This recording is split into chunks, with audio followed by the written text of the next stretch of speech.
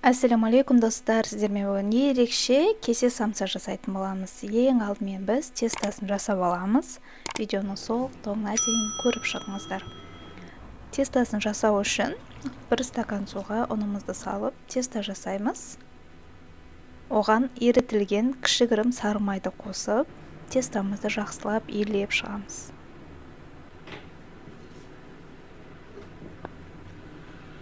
Дайын болған тестамызды пищевой пленкамен орап 30 минутқа қалдырып қоямыз. Тестамыз дайын болғанша салмасын жасаймыз. Салмасына мен жылқы етін алдым. Қалауларыңызша сиыр етін, тауық етін қолдансаңыздар болады. Және көкөністерден пияз, картоп, укроп қажет. Болгарский, қалауларыңызша кейінса қоссаңыздар болады. Брокколи қоссаңыздар болады. Оның бәрі өздеріңіздің қалауларыңызша. Мен оларды қосқан жоқпын, үйде бар затпен жасадым. Дәмі деген керемет болып шығады. Міндетті түрде жасап көріңіздер. Салмасының барлығын осылай кубиктап турап шығамыз.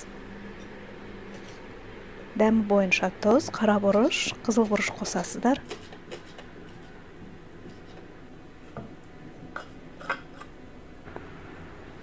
Неке біздің салмамыз дайын. Енді тестаға көшеміз. Неке мендегі тестадан 2 үлкен самса жасаймын. Кішілеу жасасаңыздар 3 штук шығады. Оны 3 бөлікке бөліп алдым. Бір бөлігін крышка үшін қолданамын.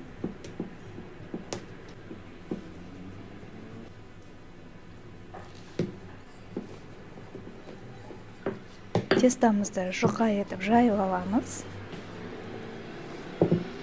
Дайын болған тестамызды осындай кесенің ішіне қойып, салмасын салып шығамыз. Салманы қатты көбетіп салмаймыз. Және салмасын салғаннан кейін суы ақпайтындай етіп, тестамызды жабамыз. Неке осылай жауып шығамыз. Мен түйген жоқпын. Тестам үлкен болғандықтан.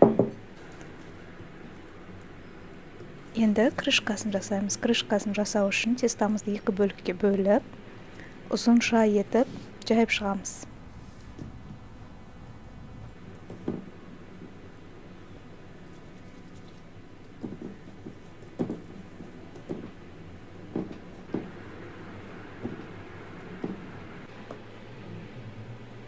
Екі ұзынша болып жайылған тестамызды біріктіріп, орап шығамыз осылай.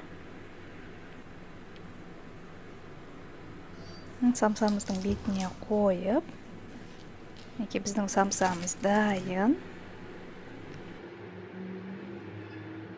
Жұмыртқаның сарысымен жақсылап жағып шығамыз. 180 градуста қызып тұрған духовкада 30 минут пісіріп аламыз. Осылай крышкасын пышақпен кесесіз.